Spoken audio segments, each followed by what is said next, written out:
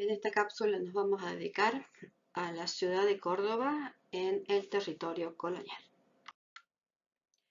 Esta ciudad de Córdoba fue fundada por Jerónimo Luis de Cabrera en 1573, en el mismo año que se recopilan las leyes de Indias, que tienen entre su texto las indicaciones para cómo un adelantado debe fundar una ciudad en el territorio que está gobernado por la Corona de España. Comenzamos mirando el territorio. Córdoba fue fundada cuando todavía pertenecía al territorio del Virreinato del Perú, pero el que ahora tienen en pantalla ya es la subdivisión del territorio que corresponde al Virreinato del Río de la Plata, conformado a partir de 1776. Córdoba va a jugar dentro de este nuevo virreinato un papel fundamental a ser la nueva capital de la Intendencia de Córdoba del Tucumán. Y también porque está en esa línea de la ruta del Camino Real desde Lima a Buenos Aires, manteniendo relaciones con las principales fundaciones de la época y ya de un proceso en donde el territorio ha comenzado a producir, al menos desde la ganadería, al menos desde el conocimiento y también desde esa ocupación inicial del territorio.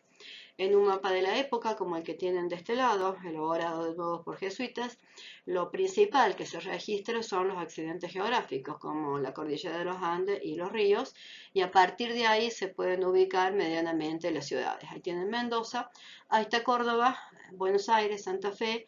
Córdoba es fundada a partir de esa corriente del Alto Perú, inicialmente que viene hacia el interior buscando una salida hacia el océano, es decir, hacia este lateral, por eso aparece después Santa Fe.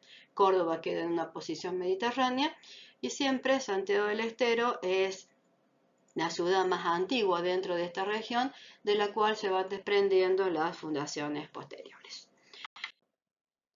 Pasando a la ciudad de su entorno inmediato, este plano, que ya es del siglo XIX, les muestra las características geológicas del valle donde se asienta la ciudad a lo largo del cauce del río Primero. El río Primero va a pasar por acá. La primera fundación de Córdoba, esta que realiza Jerónimo Luis de Cabrera en el mismo año 1573, que se sancionan las leyes de Indias, por lo tanto la ciudad sigue algunas de esas características porque son las que recopilan las leyes, pero no todas.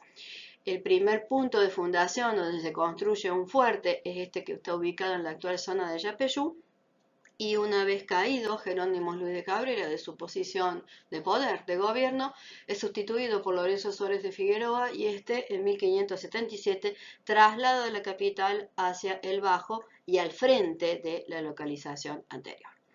Este trazado de 7 por 10 manzanas, que es el que conocemos, está ubicado entonces entre el cauce del río Primero al norte, las barrancas hacia el sur, el cauce del arroyo de la Cañada por este lateral y la curva del río Primero hacia el este. En esa posición, encajonada en un pozo, la ciudad se va a quedar por los siguientes prácticamente 200 años. En este esquema que acabamos de hacer, que lo tienen a su vez graficado en este otro que tengo de este lado, les muestra cómo esa traza de la fundación es acompañada por otra partición de territorio que se les va asignando a los que habían acompañado al fundador, además de los lotes que van a tener en la propia ciudad. Estas quintas que están en torno a la fundación siguen el cauce del río Primero y después van a existir las Mercedes, que son territorios más extensos, que están más lejos del asentamiento de la fundación y que allá se dedican a una producción de mayor envergadura. Sin embargo, tanto la traza como estas primeras quintas siguen el cauce, es decir, adoptan una posición lineal paralela al cauce del propio río. La traza de la fundación entonces de 7 por 10 manzanas la podemos ver más en detalles en el propio trazado de la fundación. Este que tienen en pantalla es el conocido como la traza original de la ciudad de Córdoba, que es la que elabora el que le sucede a Jerónimo Luis de Cabrera para el traslado de la ciudad en 1577. A partir de un damero reticular de 7 por 10 manzanas, la traza es regular, es ortogonal y va subdividiendo unidades urbanas de unos 120 metros de lado, subdivididas en 4 lotes. Es decir, que la trama se repite en esta subdivisión de 4 lotes a lo largo de todo el trazado fundacional. Deja libre una para la plaza. Recuerden que el dibujo del trazado está al revés, es decir, el norte lo tengo hacia abajo. Algunas están combinadas, es decir, son dobles. Esta es la que se le asigna a los religiosos de San Francisco. La primera y después la segunda es la que se les va a asignar, perdón, para este lado, a los jesuitas cuando lleguen. Hay otras que quedan incluso para asignar a otras órdenes, teniendo en cuenta que esta es la catedral. Atrás de la catedral se van a ubicar las Catalinas y atrás de las Catalinas Santo Domingo, mientras que para este lado van a estar los betlemitas con el conjunto de San Roque y por acá la iglesia de El Pilar. Los mercedarios van a estar en esta otra manzana. Ahí completan el conjunto de los fijos y los flujos que hacen a la religión y que están en torno a este espacio privilegiado y más importante jerarquizado que es la plaza. Jerarquizado no por la organización o la planificación que pueda tener, sino porque es el espacio sobre el cual convergen todos los flujos que se dan dentro de la ciudad, sean los económicos, porque ahí se realizan las actividades de mercados, de venta, etcétera, sean los religiosos, porque sobre él está la catedral, y sean los civiles institucionales, porque frente a él se ubica el cabildo, ese cuerpo colegiado que es el que organiza toda la planificación y el funcionamiento de la ciudad. Al borde de estos voy a tener las cuadras de riego, sobre todo para el lateral que después se va a extender hacia Alberdi. En sí, lo que llamamos Ciudad de Córdoba no era más que un caserío. Hacia 1713, cuando la visita y la dibuja este señor, José Cipriano de Herrera y Loaiza, que es el que pasa y la dibuja. Fíjense que por allá está el río y esa podría ser la catedral y el resto es una serie de caseríos que no tiene aparentemente ninguna organización. Por eso, a partir de las reformas borbónicas y de la conformación de esa intendencia que antes mencionamos, lo que hace uno de sus principales gobernadores intendentes, que fue Sobremonte, es organizar la imagen de la ciudad y pide a cada uno de los poseedores de estos lotes que por lo menos marquen el límite, el borde de su propiedad, para ir definiendo los bordes de cada una de las calles. Esta reconstrucción que tengo al pie de la imagen les mostraría cuál sería la extensión y la ocupación de Córdoba hacia fines del siglo XVIII, principios del siglo XIX. El río va por acá, la cañada va por ahí, todavía no ha pasado las barrancas para este lado, ni ha pasado el río para el otro lado, no ha llegado a la curva del río hacia el este y no ha superado prácticamente nada el arroyo de la cañada hacia el oeste. Las cuadras de riego y las primeras quintas están sobre ese lateral, mientras que la mayor concentración edilicia se da en torno a las 2 cuadras alrededor de la plaza central. De nuevo, en este plano de Félix Austes, que ya es de 1773, hacia fines del siglo XVIII, les muestra la reconstrucción en la práctica que tenía la axonométrica anterior. Una ocupación que se centra sobre la plaza principal, que la tengo de nuevo acá, todo ese anillo de fundaciones religiosas que están en torno a ella, indicando que el flujo más importante es el religioso, la ubicación de la universidad en relación a la fundación jesuita, el comercio que se da sobre todo a partir de la plaza principal, pero también en asentamientos que son periféricos a la ciudad misma, dado que no entra todos ni todos dentro de la ciudad, sino que mucha de la producción que proviene de la sierra entra desde el sur, se queda en esta parte inferior que va a ser posteriormente Pueblo Nuevo o el actual barrio Güemes, y desde ahí, desde esa posición, las carretas dejan todo el abastecimiento que luego ingresa a la ciudad. Más o menos lo mismo va a ocurrir desde el norte y el ingreso se da desde lo que sería actualmente Barrio San Martín, por acá arriba, hasta llegar a la calle Ancha, que es como el paseo central, la calle más importante que tiene la ciudad en este momento. Las barrancas hacia el sur marcan el límite, mientras que hacia el norte lo hace el río, por este lado la cañada y por este otro de nuevo la curva del río. Mientras que está muy concentrada la densificación sobre las manzanas en el centro, hacia ese exterior apenas hay algún edificio en cada una de las manzanas que lentamente se van extendiendo hacia el oeste. Para esta época Córdoba ya era, además de capital de la gobernación, intendencia de Córdoba del Tucumán, la capital de la provincia jesuítica del Paraguay, y dejaría de serlo con la expulsión de la Orden de la Compañía de Jesús. El principal espacio urbano donde convergen fijos y flujos es, de nuevo, como en toda ciudad colonial, la Plaza de Armas.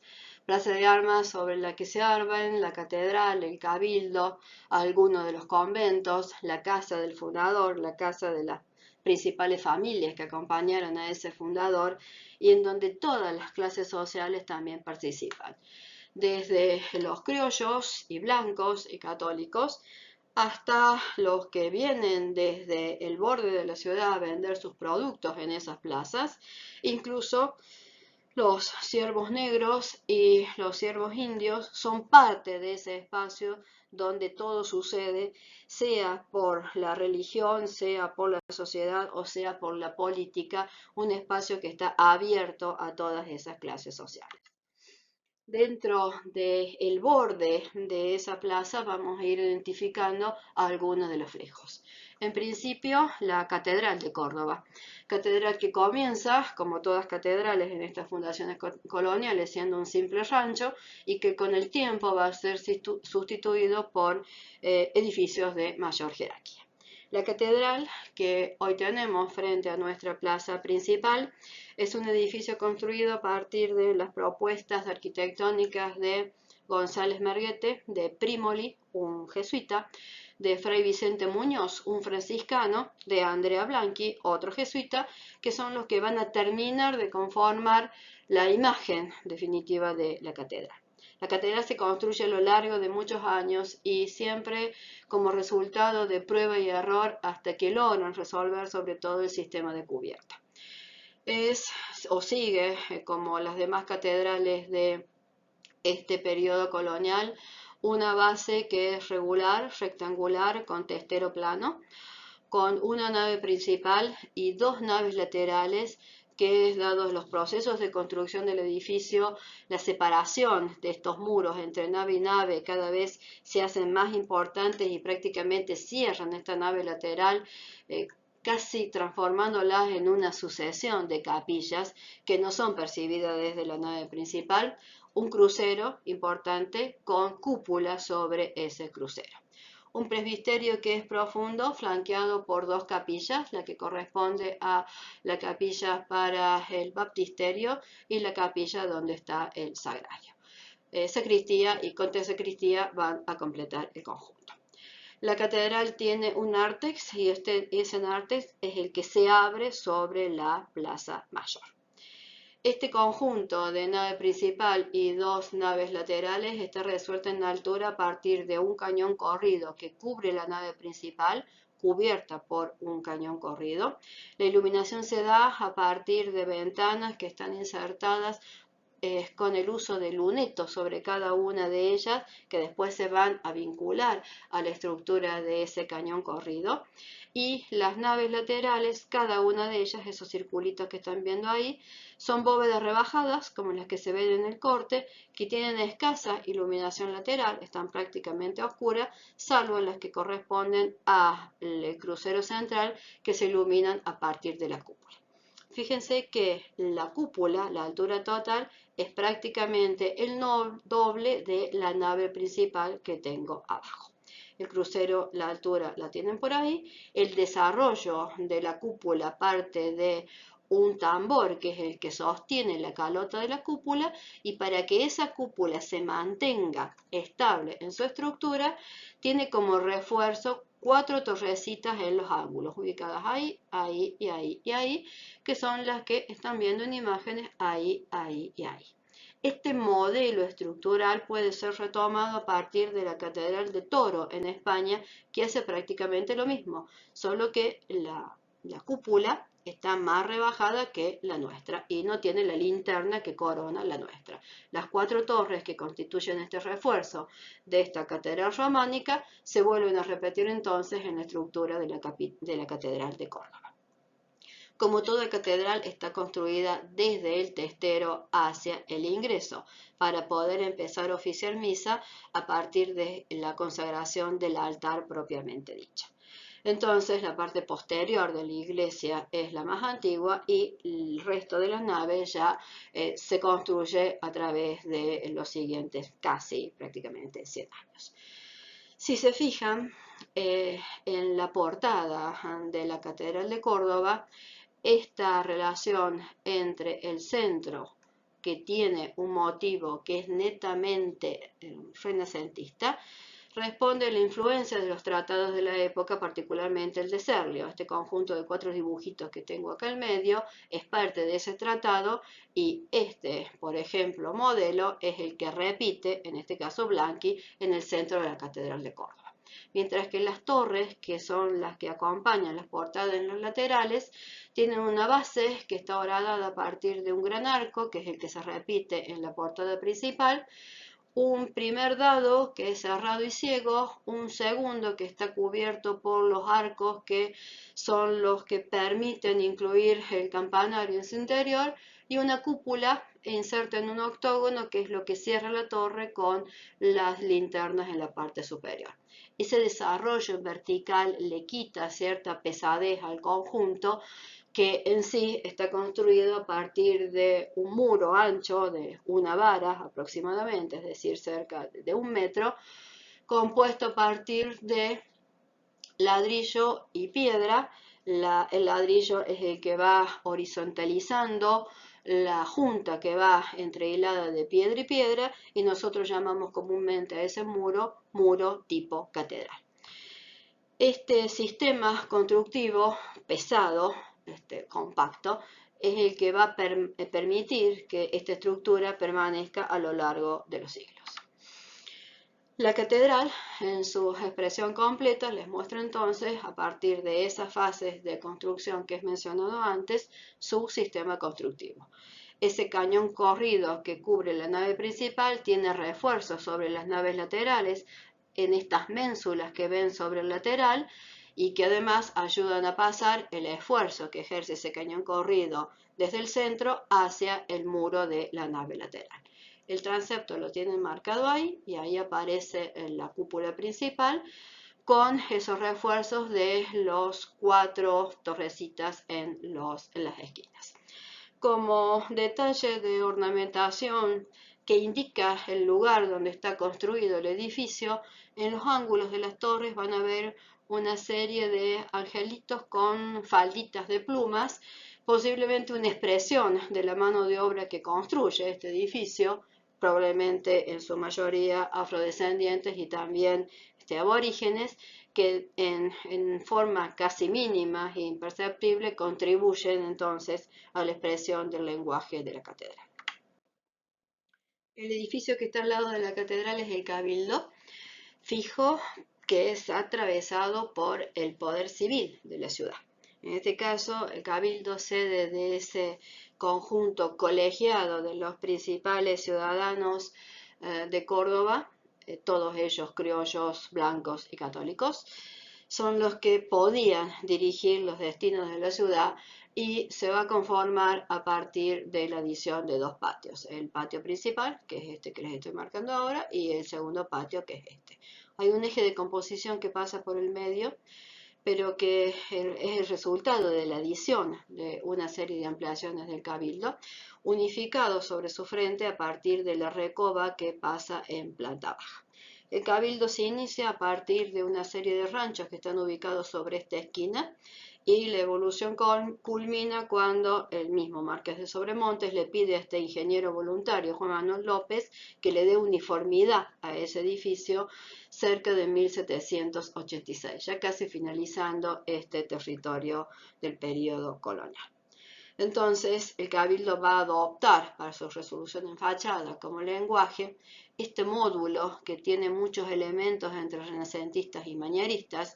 Hay una doble pilastra, hay una gran pilastra en la parte inferior que usa además un tipo de granito blanco, mármol blanco. En la parte superior dos pilastras que parecen sostener la cornisa superior, que es atravesada por dos pilastritas más pequeñitas que sostienen cada uno de estos copones, indefiniendo el límite superior del edificio. Ese módulo, con arcadas en planta baja que resuelven la recoba y ventanas en la parte superior, con un dintel casi curvo, con un balcón sobre el espacio principal del edificio que abarcaría más o menos esta posición, que se abre hacia el espacio de la plaza principal. El módulo, repito, es el que repetido me va a permitir generar toda la fachada, incluso si giro sobre este lateral, que vuelve a tener sobre este sector un elemento que, tipo tímpano, marca de nuevo un espacio de ingreso a partir de este zaguán hacia el patio principal. Será la recoba entonces el espacio donde se remarca más el tipo de estructura, a partir del uso de la bóveda de arista entre arco y a lo largo de todo el desarrollo de la propia recoba. Recuerden que en el caso de la recoba había una serie de comercios que daban a ella y en donde se realizaba parte de esta actividad comercial. Mientras que en el interior simplemente el patio está resuelto a partir de arcos sobre pilares en la planta baja y columnas que van sosteniendo una cubierta que ya está ejecutada en tirantes de madera. Este primer patio es el que más jerarquía tiene, mientras que el segundo se resuelve solamente sobre uno de los laterales en doble piso a partir del uso de columnas de orden jónico, y el resto simplemente a partir de los muros que se abren sobre ese patio. El cabildo, además de las funciones administrativas propiamente dichas, también tenía la función de cárcel dentro de la ciudad. Ese patio principal es el patio hacia el cual se abren la mayoría de las oficinas originales del cabildo, y es el que desde ese entonces y hasta la actualidad tiene las mejores vistas hacia la catedral de la ciudad de Córdoba, que es la que dejamos de analizar recientemente.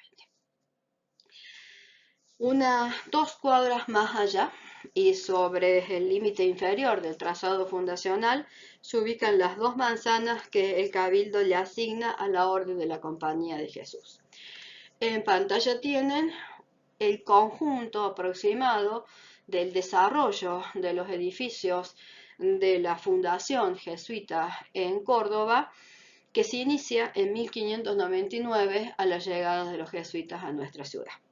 Los jesuitas fundan en la ciudad de Córdoba y a pedido de los ciudadanos una universidad que con el nombre de Colegio Mayor va a empezar a funcionar hacia 1613 y va a empezar a otorgar el título de grado, es decir, el título de doctor, a partir de 1622.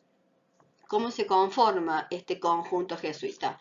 Como todos, a partir de patios. Lo primero que van a hacer cuando llegan, les otorgan la primera manzana, después ellos piden y anexan la segunda manzana, ocupando para ello la calle que separaba las 2 manzanas iniciales, es ubicar la iglesia principal. La iglesia principal es esta y sigue el modelo del Jesús jesuítico, un rectángulo en el que está inscripto una cruz latina con cúpula sobre crucero.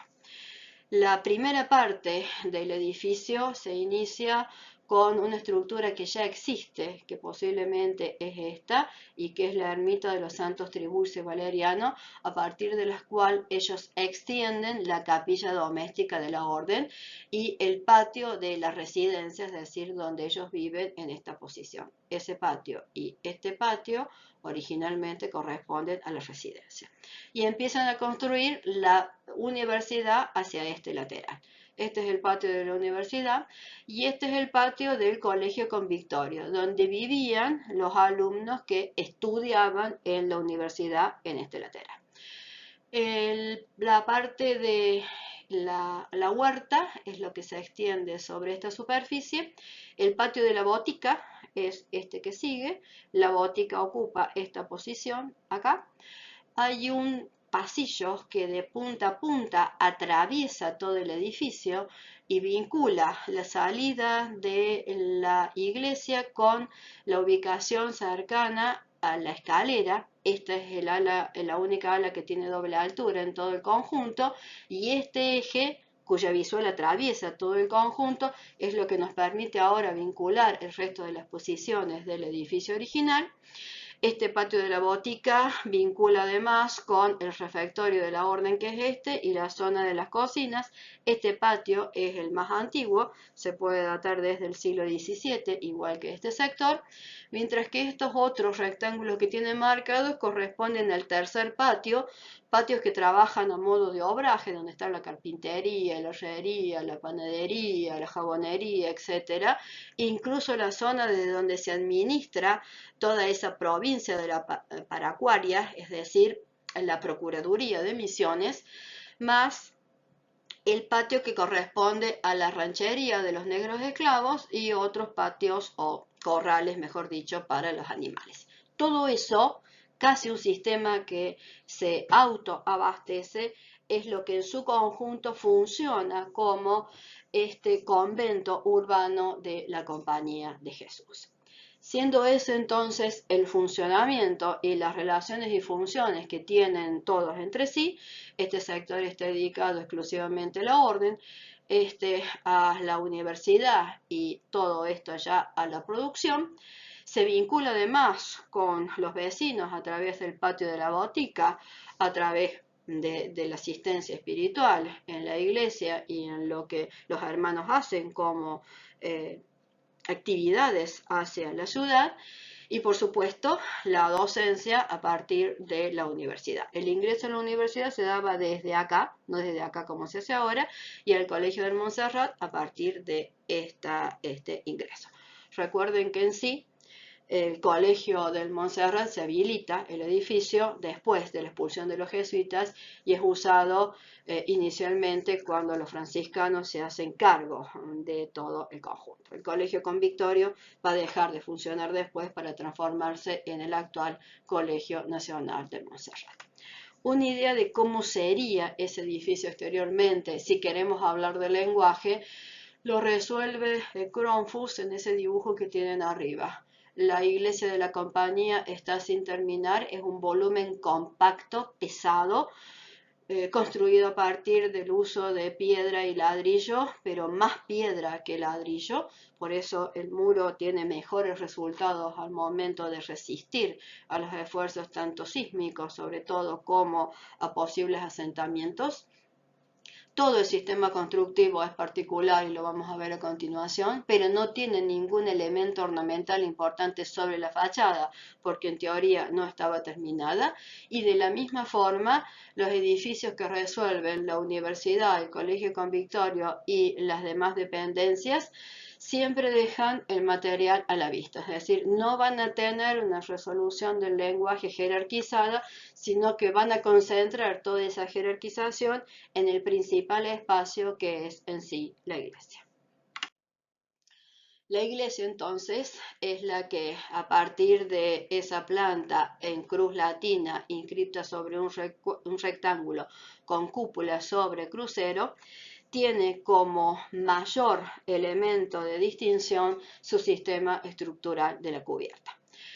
Una luz de 11 metros es la que posee tanto la nave principal como el transepto, y en los dos espacios que deja la cruz latina se ubican la capilla de naturales, posiblemente abierta en un inicio, y la capilla de españoles, que hoy es el salón de grados de la universidad, vinculada directamente hacia la nave principal. Sacristía por este lado, contrasacristía por este lado, la capilla doméstica en esta posición termina en el conjunto religioso del convento jesuítico en Córdoba. Todo esto se accede, está vinculado mediante el atrio al sistema urbano de la ciudad. ¿Cómo es la cubierta de la iglesia de la Compañía de Jesús? Se va a elaborar a partir de un sistema en madera que está inspirado en un tratado de la época, que recomienda algo así como construir con elementos pequeños en una forma económica.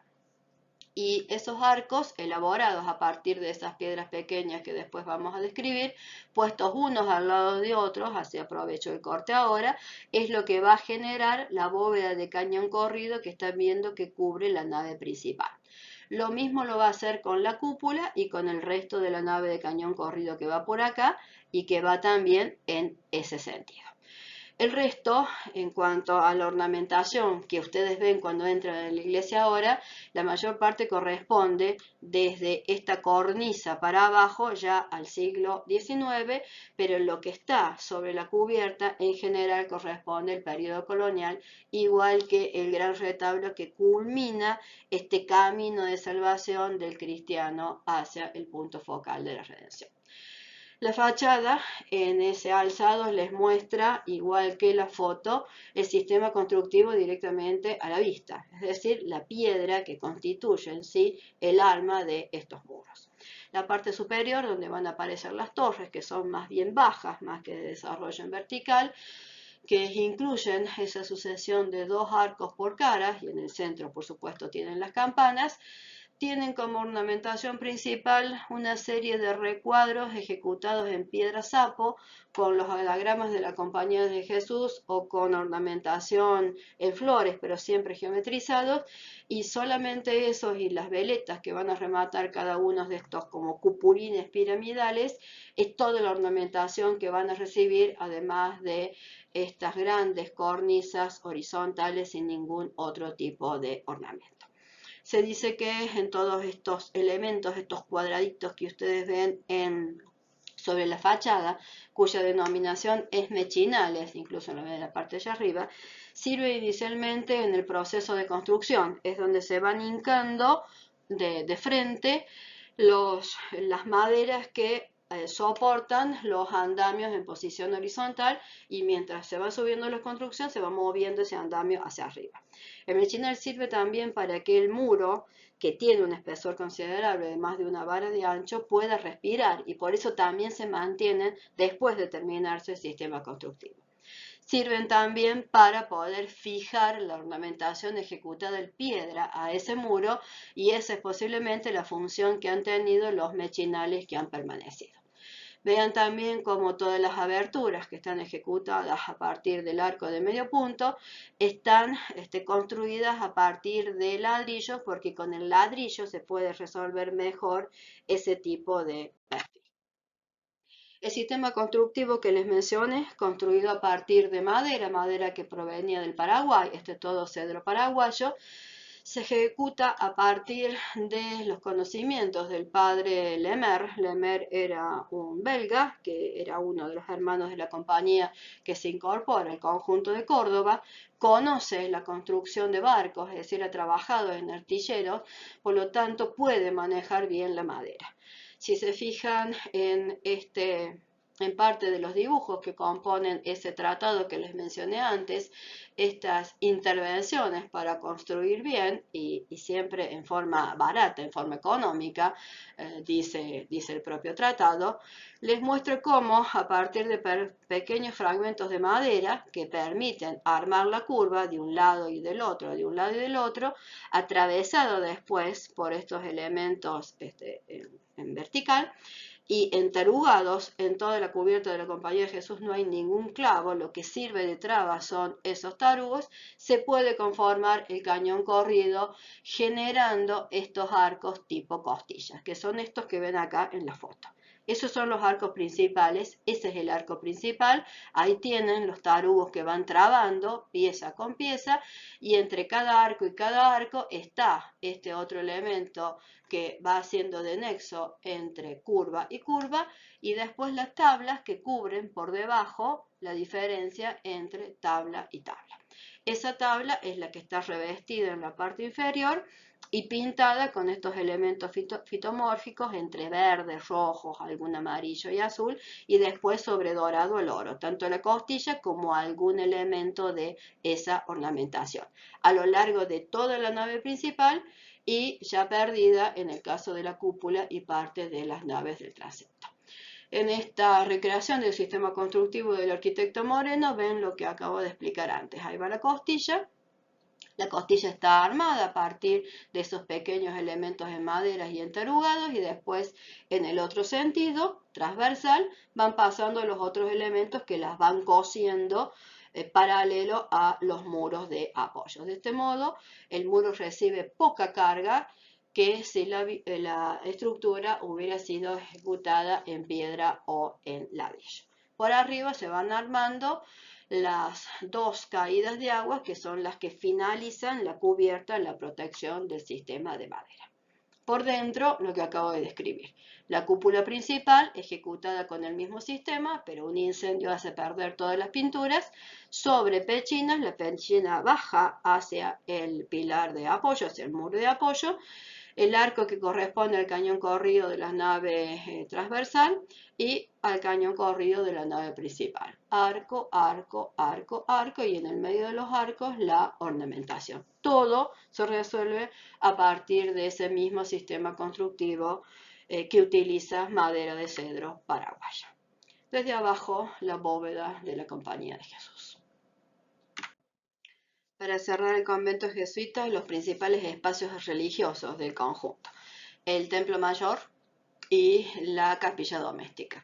Se dice que la capilla doméstica era como la maqueta, el espacio de prueba para ejecutar el sistema de cubierta que después iban a llevar a mayor escala al templo principal. Las dos naves de cañón cubiertas con cañón corrido están resueltas de la misma forma, solo que la de la doméstica está ejecutada a partir de la utilización de caña. Y el espacio reducido y las paredes pintadas de blanco como se usaban en la época del territorio colonial dan una idea de cómo sería el espacio religioso en esa época. No así el templo mayor, cuya intervención en los muros del siglo XIX le quitan parte de esa luz y lo hacen un poco más oscura. Pero en ambos espacios religiosos siempre es un espacio longitudinal que dirige hacia el fiel cristiano, hacia su salvación en el altar. El altar es el punto focal y en ese altar que suele estar diseñado desde el Paraguay, en las misiones, en particular el de la Capilla Mayor, el de la Iglesia Mayor corresponde a un jesuita, Brazanelli, que era el principal ejecutor de estos retablos, así como el de las imágenes, muestran la producción de este territorio colonial, en particular en relación a este flujo que es el de la religión. Y se destaca principalmente en expresiones como las que diseña la Orden de la Compañía de Jesús. Ubicado hacia el sur de la catedral, este otro fijo es la iglesia de Santa Teresa y monasterio de San José de Carmelitas Descalza, que es parte de o fundación de la Orden del Carmen Descalza, ya una modificación de la orden original, que se empieza a construir a partir de 1628. Y ocupa el lugar de la vivienda de la familia Tejeda, que es una de los que acompañan al adelantado en la fundación de Córdoba, es decir, es una de las familias más destacadas de la sociedad cordobesa. Por supuesto, formaban parte del cabildo, de las cofradías, de toda la actividad de la ciudad en sí. La leyenda urbana cuenta que una hija de esta familia estaba muy enferma, entonces su padre promete que si se salva va a fundar un convento en su propiedad. y la niña se salva. Entonces su padre funda el convento y las primeras hermanas que entran al convento son la niña, su esposa y su suegra.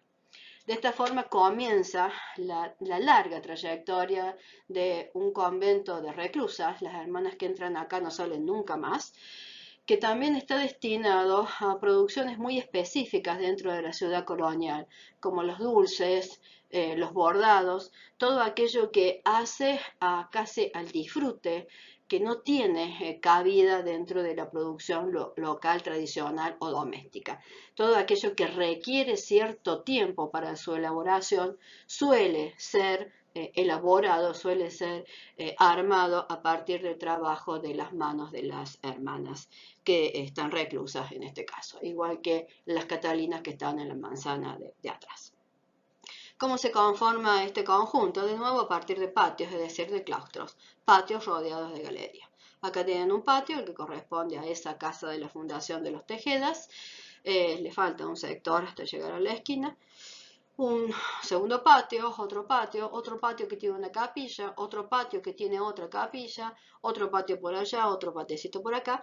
La iglesia principal sobre esta posición con atrio, siempre que le precede, antes de la calle que lo vincula a la ciudad. El ingreso al convento se da a partir de este espacio. Ahí está el espacio que sirve para hablar con las hermanas sin que ellas vean y sin que vean a quien las visita en el locutorio. Y una vez que se atraviesa el atrio, la iglesia de nave única puede vincular de nuevo con los espacios que usan las hermanas en este otro espacio que las atraviesa por atrás. Acá hay una reja que vuelve a separar el espacio de los fieles del espacio que usan las hermanas. Y las hermanas cuando se confiesan tienen una serie de confesionarios en donde el sacerdote queda dentro de la nave principal y ellas van accediendo desde estas habitaciones laterales al patio principal. Ese armado, el conjunto llega a tener más de 10 patios en total, de un patio al lado de otro, hacen que el tejido dentro de esta parcela, dentro de esta gran unidad en el tejido colonial, sea particularmente abierto y que muchos de estos patios puedan llegar a tener algo de verde. Sobre todo porque en varios de estos conjuntos, particularmente en el de ellas, tienen jardín para hierbas medicinales, por ejemplo. En cuanto a la fachada de la iglesia, que es lo que más se destaca en el conjunto, además de la portada, que es la que corresponde a la Casa de los Tejedas en realidad, podemos empezar a leer la portada, que es la que identifica la nave única, y la gran espadaña, que es la que está en el lateral de esa portada. Sobre el ingreso a la iglesia propiamente dicha que está ahí, esta está enmarcada en un rectángulo. Eso es parte de manierismo, pero es parte también de influencia de mano de obra que podría ser portuguesa. Sobre eso, y de nuevo enmarcado en un trabajo geométrico, aparece la ventana coral, que es esa. Hay dos pares de pilastras ahí que vuelven a enmarcar una serie de nichos intermedios, eso es manierista, igual que la cornisa que se rompe para sostener un frontis que también es quebrado y que a su vez está roto en la parte superior por esa serie de pináculos hasta llegar al elemento principal que sostiene la cruz. La espadaña hace prácticamente lo mismo, es decir, hay una serie de elementos verticales que después están horadados al centro con nichos para darle esa sensación de profundidad y de juego de luz y sombra. Lo mismo hace en la parte superior, fíjense que hay arcos que no se apoyan en nada, eso es algo manierista. La forma en que va enlazando este nivel con el siguiente también lo es, hasta llegar a la parte superior, y en la espadaña el muro que sostiene la campaña, las campanas, esa es la definición de espadaña, van apareciendo entonces los lugares para ubicar las campanas propiamente dichas. Así resuelvo entonces la fachada. En el caso del ingreso de la portada a la vivienda que se va a transformar en el ingreso al convento, es el gran desarrollo de un peinetón apoyado sobre dos grandes pilares que son compuestos además por muchos elementos, lo que va a marcar el punto de jerarquía, la portada de ingreso hacia el resto de la vivienda, después convento. El conjunto completo nos va a mostrar prácticamente el único tramo colonial que nos queda en la ciudad de Córdoba: Las Teresas, la Catedral, el Cabildo. El retranqueo del atrio, el atrio terminaba ahí, se cerraba, no continuaba por este lateral, esa es una intervención posterior, la portada de acceso al convento y la catedral por detrás. Lo mismo que les he descrito antes, en el caso de la fachada, lo pueden volver a ver ahí, sobre todo el juego de luz y sombra que arroja las entrantes y salientes que tiene la fachada en sí. Desde el primer patio de la Teresa se vuelve a tener una de las visuales más importantes sobre la cúpula y las torres de la catedral que están exactamente al lado. Como ven, el sistema constructivo es tradicional, una serie de arcos que se apoyan sobre pilares, cubiertas de maderas, algunas en bóvedas, y las bóvedas son muy variadas, terminadas con tejas musleras para concluir el sistema constructivo. La otra orden, alejándome ahora de la plaza principal, que atiende las necesidades de los fieles católicos, las de la salud en este caso, es la orden de los betlemitas. Los betlemitas se dedican a eso, al cuidado de la salud. Y dado que San Roque es el protector de los enfermos, la mayoría de sus hospitales están bajo la advocación de San Roque. Esta es la iglesia y hospital de San Roque, que esta orden, a pedido del obispo Salguero, funda en Córdoba a partir de 1760. ¿Cómo se constituye este conjunto? De nuevo, a partir de un patio.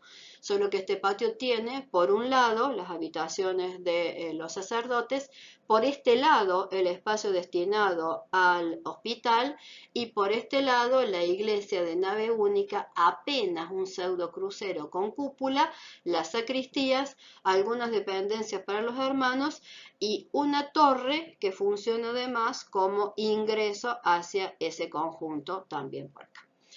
Entonces, esta iglesia de nave única está cubierta por una cúpula de cañón corrido que tienen ahí y la cúpula semiesférica sobre el transepto y el retablo allí. Si miramos la fachada, que la tengo por este lado y que la tengo en esa foto ahí, la fachada es mucho más simple y más acotada que la que hemos visto antes, porque ya corresponde a esta última etapa, 1760, y está dejando de ser barroca para lentamente pasarse hacia un neoclásico. Ese neoclásico lo tengo en esta serie de pilastras que van marcando los laterales del eje principal: planta baja, la puerta de acceso; planta alta, la nave del coro; un simple triángulo para solucionar el tímpano, pero que está marcado a su vez por la continuación de los juegos de pilastres que vienen desde los dos niveles inferiores y un elemento como un tímpano pequeño sobre una sina en la parte central. El mismo juego se va a repetir en la torre, que termina con una cúpula sobre un octógono muy parecido al de la catedral. ¿Cómo es el hospital en sí? Es un solo espacio que va teniendo una serie de nichos, ahí lo tienen, y esos nichos están resueltos a partir de esos arcos que son profundos. En esos arcos va encajada, metida la cama del enfermo, tiene un espacio que funciona casi a modo de baño, no del todo, pero al menos para agua, un espacio donde puede dejar la vela y algún otro elemento más, y el gran espacio de comunicación donde se mueven los médicos, los enfermeros y los que están visitando al enfermo. Y ahí se termina el espacio del hospital. Este entonces es el primer espacio destinado al cuidado de la salud que va a tener la ciudad. El resto del tejido de la ciudad se conforma a partir de la unidad doméstica, que es la vivienda de patios, como la que ahora tienen en pantalla, la única que resta en el caso de la Córdoba colonial, conocida como Casa del Marqués de Sobremonte, construida en realidad por José Rodríguez de 1752 y también conocida como Casa de la Familia Ladrón de Guevara. Esta casa de patio se ubica a una cuadra de la plaza que nosotros hemos comenzado a analizar, y sobre la esquina, comenzando a definir entonces esos bordes de manzana que pedía construir el Marqués de Sobremonte para conformar el canal de la calle, cuando empieza a elaborar las primeras ordenanzas edilicias para la ciudad. La vivienda se lee a partir de los patios y las distintas jerarquías que tienen los patios. El patio de recepción, un patio de servicio, el patio de trabajo de los esclavos, otro patio posiblemente más doméstico con el aljibe. Lo que está en negro es la casa original, lo que está en gris son las primeras ampliaciones. Sobre el eje de la composición, y siempre en directriz quebrada para el caso de las casas, este primer patio está definido a partir de dos galerías, hacia el norte una, hacia el sur otra, y esta da paso hacia el espacio de recepción, el salón con estrados en este extremo donde reciben las damas de la familia. Hay otras dos casi pergolitas en madera sobre los laterales que terminan de conformar la idea de claustro.